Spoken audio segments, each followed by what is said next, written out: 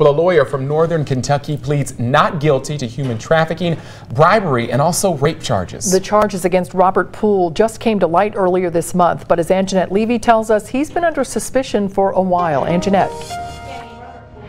In court today that she'd been discussing a possible investigation into her client for the last 18 months. He was taken into custody 10 days ago after he was indicted. Attorney Robert Poole is used to representing people in court, but today he was on the other end of the video link from the Kenton County Jail.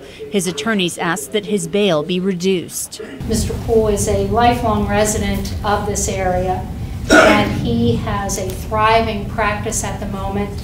He has zero criminal history to my knowledge.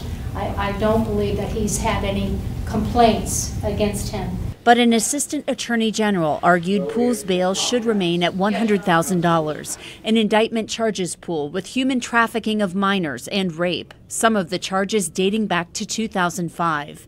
He's also charged with bribing a witness earlier this year. Some of the victims in this indictment remain fearful should the defendant be released on bond.